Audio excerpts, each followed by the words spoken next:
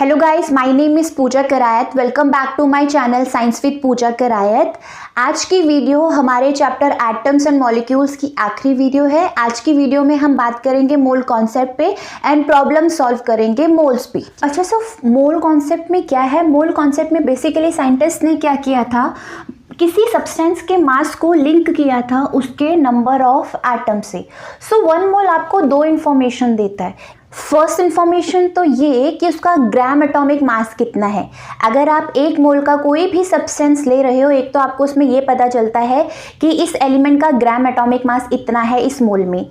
दूसरी चीज़ आपको ये पता चलती है कि उसमें कितने एटम्स है, उस सब्सटेंस के कितने एटम्स है, या कह लो कितने मॉलिक्यूल्स है, या फिर कितने आयन्स है। ठीक है, इसको हम समझते हैं एग्जाम्पल से।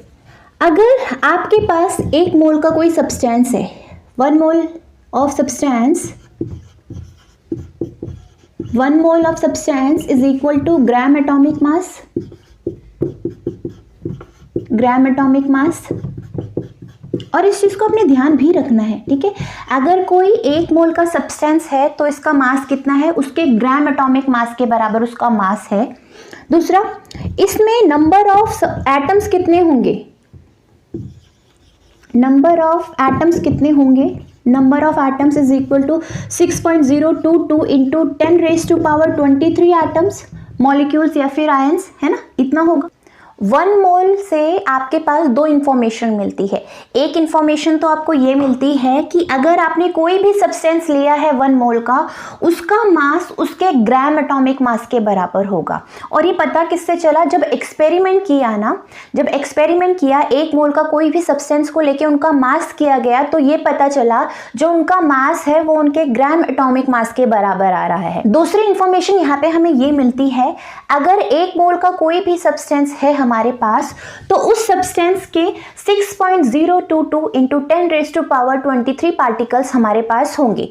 फॉर एग्जाम्पल, अगर कोई साइंटिस्ट कोई एक्सपेरिमेंट कर रहा है और उस एक्सपेरिमेंट में 1 मोल का कार्बन एलिमेंट भी वो ले रहा है, तो उस साइंटिस्ट को पता है कि वो 12 ग्राम, क्योंकि कार्बन का एटॉमिक मास कितना होता है 12U, एटॉमिक मास को ग्राम में रिप्रेजेंट करो, वो बन जाता है ग्राम एटॉमिक मास।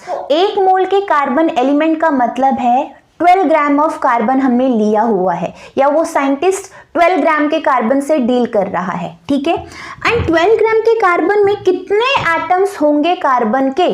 सो 12 ग्राम कार्बन में 6.022 into 10 raise to power 23 atoms होंगे कार्बन के, ठीक है। आया समझ में? तो कहीं ना कहीं आप ये कह सकते हो, जब 1 मोल का सब्सटेंस हमारा ग्राम एटॉमिक मास के बराबर है, जब 1 मोल ऑफ सब्सटेंस में इतने पार्टिकल्स होते हैं, तो क्या मैं ये कह सकती हूँ gram atomic mass is equal to, gram atomic mass is equal to 6.022 into 10 raise to power 23 particles. यहाँ पे पार्टिकल्स हमारा कुछ भी हो सकता है। यहाँ पे मैं पार्टिकल्स की बात करूँ, या पार्टिकल्स छोड़ो, यहाँ पे मैं कुछ भी लिख सकती हूँ। जब आप एलिमेंट के ग्राम एटॉमिक मास की बात कर रहे हो, उस एलिमेंट में इतने एटम्स होंगे। जब आप मॉलिक्यूल ले रहे हो, जब आप ग्राम मॉलिक्यूलर मास ले रहे हो, तो इतने मॉलिक्यूल्स उसमें होंगे। जब आप आयंस की बात कर रहे हो, तो 6.022 into 10 raise to power 23 ions उस कंपाउंड में होंगे, ठीक है। एटम्स, आयंस या फिर मॉलिक्यूल्स, इस चीज को ध्यान रखना। ग्राम एटॉमिक मास में इतने एलिमेंट की बात कर रहे हैं तो एटम्स है, मॉलिक्यूल की बात कर रहे हैं तो इतने मॉलिक्यूल्स है, आयनिक कंपाउंड की बात कर रहे हैं तो इतने उसमें आयंस है, ठीक है। इसका एग्जांपल आप इस चीज से समझो। आपके पास एलिमेंट है सोडियम, सोडियम का सिंबल क्या होता है Na, ठीक है।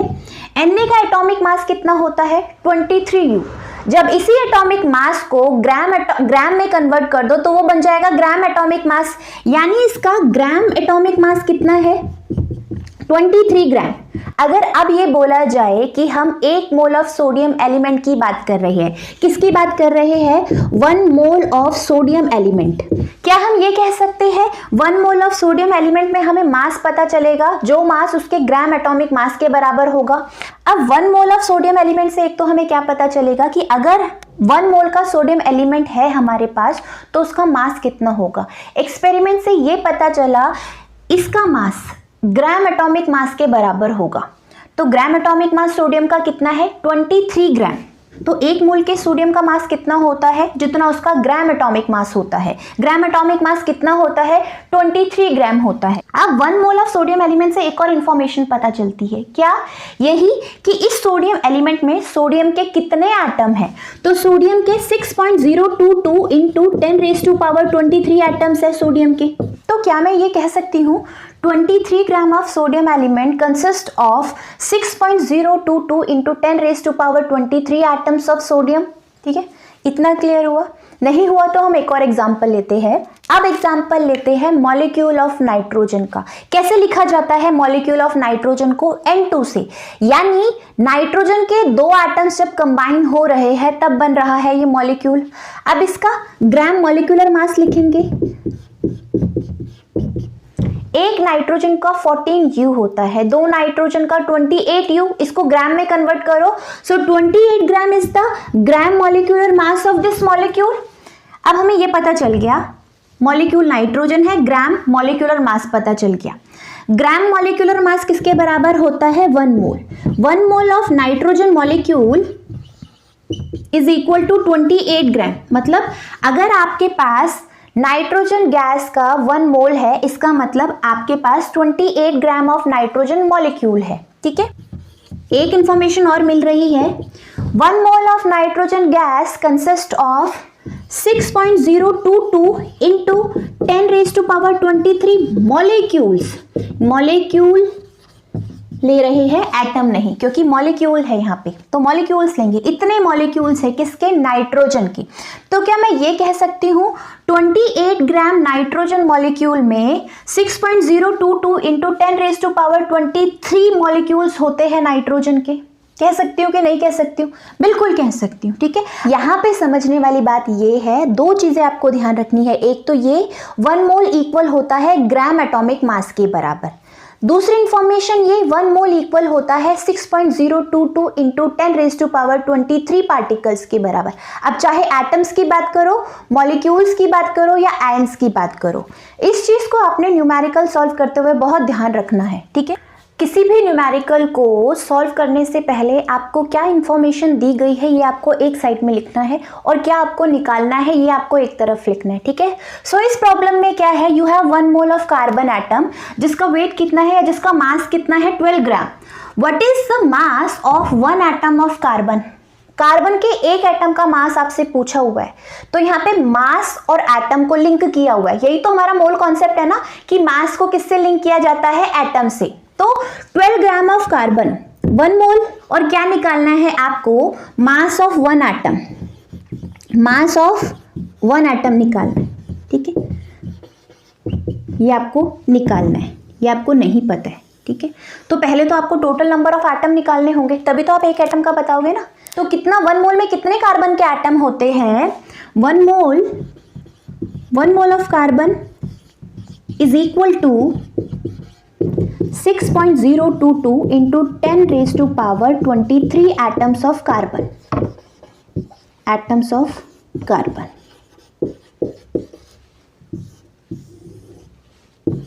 ठीक है, इसको ऐसे लिख सकते हैं, mass of 6.022 into 10⁻23 carbon atoms is equal to 12 ग्राम।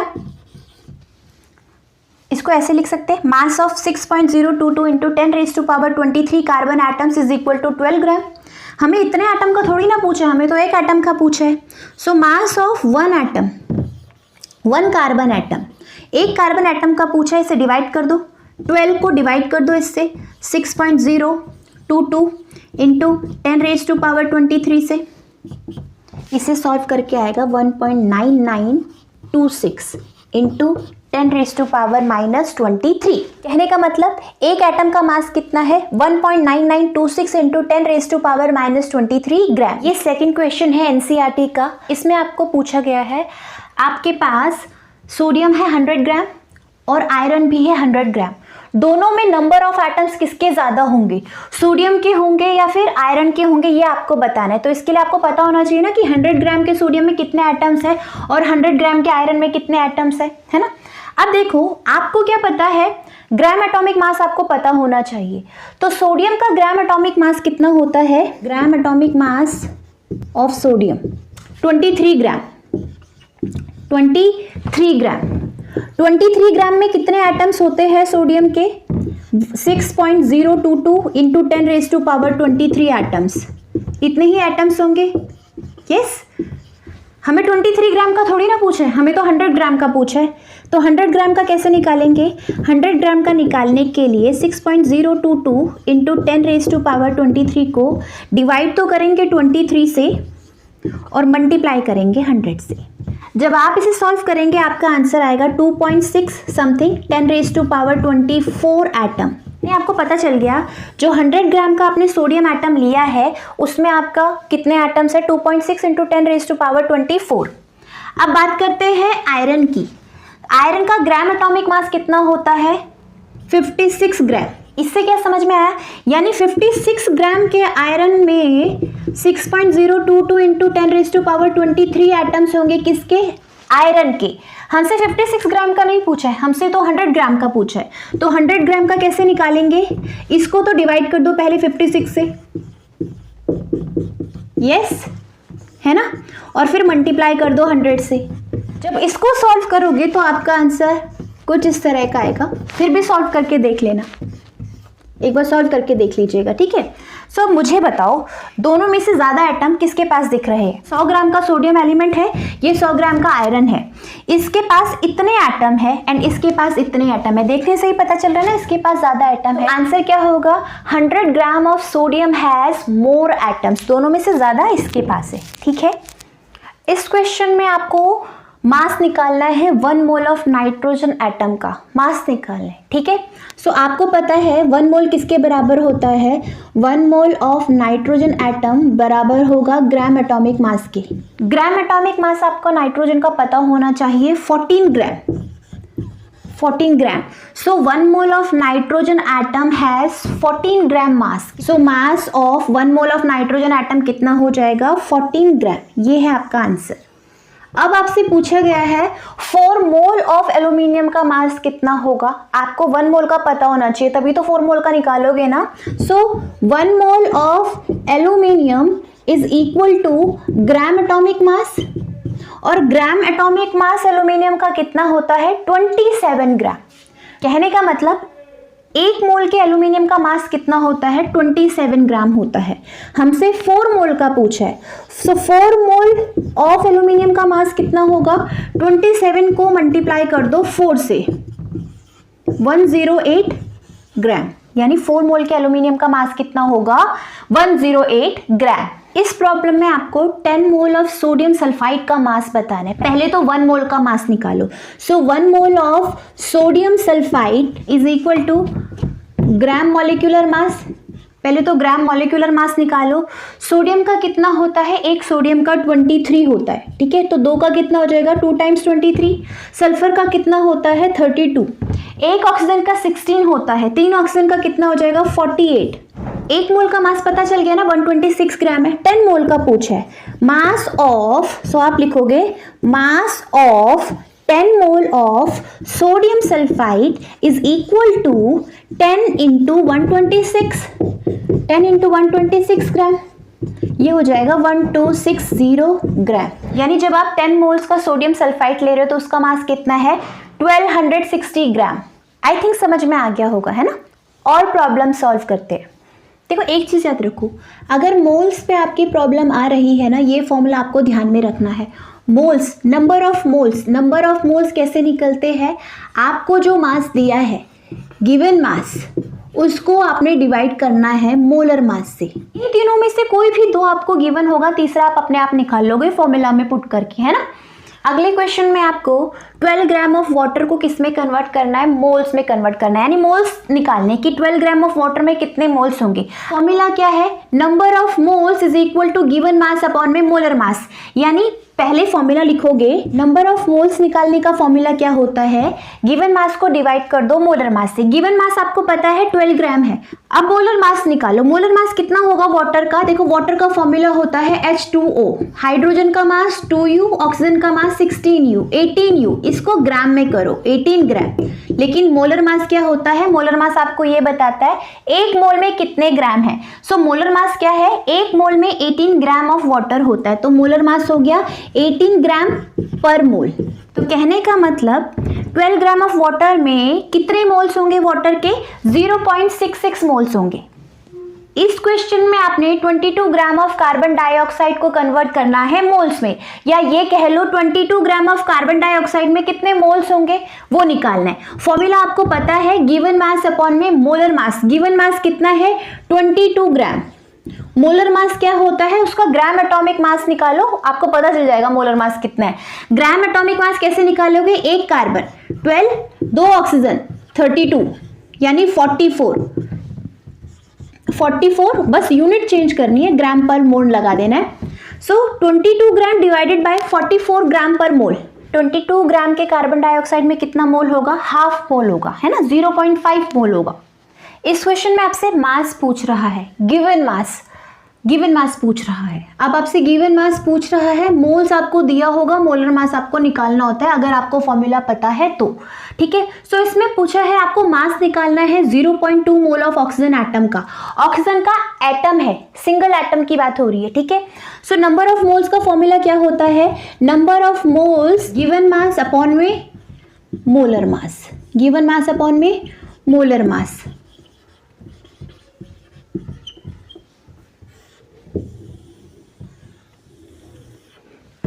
इन तीनों में से आपको नंबर ऑफ मोल्स पता है कितना है, 0.2। ये आपको निकालना है, मास आपको निकालना है, मास of oxygen atom, mass of oxygen atom आपने निकालना है। मोलर मास ऑक्सीजन का कितना होता है, एक एटम है ना 16U, 16 ग्राम पर मोल मोलर मास। इसको इससे मल्टीप्लाई कर देंगे तो हमारा क्या आ जाएगा, 3.2 gram is equal to mass of oxygen atom. यानी ये जो 3.2 ग्राम है यही हमारा मास है किसका, ऑक्सीजन एटम का। मतलब 0.2 मोल के ऑक्सीजन एटम का मास कितना होगा, 3.2 ग्राम होगा। इस क्वेश्चन में आपको मास कैलकुलेट करना है 0.5 मोल ऑफ H2O मॉलिक्यूल। तो मास कैसे निकालते हैं, मास कैसे निकलेगा, मोल को मोलर मास से मल्टीप्लाई करना होता है। So mass of hydrogen molecule is equal to, so mass of hydrogen molecule is equal to number of moles को मल्टीप्लाई करूंगी मोलर मास से। नंबर ऑफ मोल्स 0.5 है, मोलर मास कैसे निकलेगा, फॉर्मूला पता है, हाइड्रोजन का 2 यूनिट, ऑक्सीजन का 18 यूनिट यानी 18 ग्राम पर मोल, 18 ग्राम पर मोल, और ये तो मोल था, मोल से मोल कैंसिल, ग्राम 9 ग्राम। तो कितना आएगा, mass of hydrogen molecule is equal to 9 gram, यानी 0.5 मोल में वाटर का मास कितना होगा, 9 ग्राम होगा। देखो सल्फर के मॉलिक्यूल का फॉर्मूला होता है S8, ठीक है। सो आपको 16 ग्राम का सल्फर है, 16 ग्राम का सॉलिड सल्फर है, उसमें कितने मॉलिक्यूल्स है ये बताने, ठीक है। सो पहले तो आपको मास निकालना होगा, है ना। ये मॉलिक्यूल है, मॉलिक्यूल का फॉर्मूला क्या होता है सल्फर का, S8. S8 means when 8 atoms of sulfur combines they form molecule of sulfur. 8 atom sulphur के कंबाइन हो रहे हैं तो आपको सल्फर का मॉलिक्यूल मिल रहा है। आपको एक एटम का मास पता है, 32 gram is the mass of 1 sulphur atom. तो 8 है आपके पास, 8 एटम का मास कितना हो जाएगा, तो आपको करना कैसे, आपको ग्राम मॉलिक्यूलर मास निकालना होगा। So gram molecular mass of sulphur कितना होगा, gram molecular mass of sulphur is equal to 256 gram, 256 gram. कहने का मतलब 256 gram of sulphur contains 6.022 into 10⁻23 molecules of sulphur, कि इतने ग्राम में सल्फर के इतने मॉलिक्यूल्स होंगे। हमसे इतने ग्राम का पूछा है, नहीं, हमसे कितने ग्राम का पूछा है, 16 ग्राम का। तो 16 ग्राम का निकालने के लिए क्या करो, इसको डिवाइड कर देंगे 256 से और 16 से मल्टीप्लाई कर देंगे, जो आंसर आएगा वही हमारा मॉलिक्यूल होगा। तो जब आप इसे सॉल्व करोगे आपका आंसर क्या आएगा, तो जब आप सॉल्व करोगे अप्रॉक्स आंसर आपका ही आएगा 0.37 इंटू 10⁻23 मॉलिक्यूल्स। देखो, एल्यूमिनियम ऑक्साइड एक आयनिक कंपाउंड है। इस कंपाउंड में एल्यूमिनियम के कितने आयन्स होंगे, अगर आपके पास एल्यूमिनियम इतने ग्राम का है तो आपको नंबर ऑफ आयन्स निकालने, कितने आयन्स है इतने ग्राम ऑफ एल्यूमिनियम में इस कंपाउंड में। तो सबसे पहले तो आपको इसका फॉर्मूला पता होना चाहिए। सो एल्यूमिनियम ऑक्साइड का फॉर्मूला होता है Al2O3, ठीक है। आपको इसका ग्राम मॉलिक्यूलर मास पता होना चाहिए, ठीक है। ग्राम मॉलिक्यूलर मास ये बता रहा है आपके पास 1 मोल ऑफ एल्यूमिनियम ऑक्साइड है ना। 1 मोल ऑफ एल्यूमिनियम ऑक्साइड जो है आपके पास इस आयनिक कंपाउंड में, एल्यूमिनियम के कितने मोल है, 2 मोल है। 2 मोल of aluminium, 1 mole of aluminium का मास कितना होता है, 27। सो 2 मोल ऑफ एल्यूमिनियम का मास कितना होगा, 54 ग्राम। कहने का मतलब 102 ग्राम जो आपके पास कंपाउंड है उसमें से 54 ग्राम तो आपका एल्यूमिनियम है, बाकी जो बचा वो ऑक्सीजन है। लेकिन हमसे तो आयन एल्यूमिनियम का पूछा है ना। अब यहाँ पे ध्यान से देखो, 102 ग्राम of aluminium oxide contain 54 gram of aluminium. 102 ग्राम का एल्यूमिनियम ऑक्साइड में 54 ग्राम ऑफ एल्यूमिनियम है। इतने ग्राम के एल्यूमिनियम ऑक्साइड में कितना एल्यूमिनियम होगा, तो कितने का निकालना है, 0.051 ग्राम का निकालना है ना। तो क्या करेंगे, 54 डिवाइड किससे करेंगे, 102 से, मल्टीप्लाई किससे करेंगे, 0.051 से। कहने का मतलब इतने ग्राम का अगर आपके पास एल्यूमिनियम ऑक्साइड है उसमें आपका एल्यूमिनियम का मास कितना है, 0.027 ग्राम। अब निकालेंगे आयंस की, इतने ग्राम में कितने आयंस है। इस चीज़ को ध्यान रखो, इतने ग्राम के एल्यूमिनियम ऑक्साइड में आपका इतने ग्राम का एल्यूमिनियम है ना। आपको पता है एल्यूमिनियम का ग्राम एटॉमिक मास कितना होता है, 27 gram. 27 gram of aluminium contains 27 gram of aluminium is equal to 6.022 into 10⁻23 ions. इतने ग्राम के एल्यूमिनियम में एल्यूमिनियम के इतने ही तो आयंस होंगे। हमें इतने का नहीं निकालना है, हमें कितना निकालना है, 0.027 का। So 0.027 gram of aluminium is equal to 6.022 into 10⁻23 divided by 27, multiply में 0.027। सॉल्व करके आंसर आएगा 0.22 इंटू में 10⁻20 आयंस। क्वेश्चन क्या था, क्वेश्चन था इतने ग्राम का आपका एल्यूमिनियम ऑक्साइड में एल्यूमिनियम के कितने आयंस होंगे। So the answer is 0.051 gram of aluminium oxide consist of 6.022 into 10⁻20 ions of aluminium.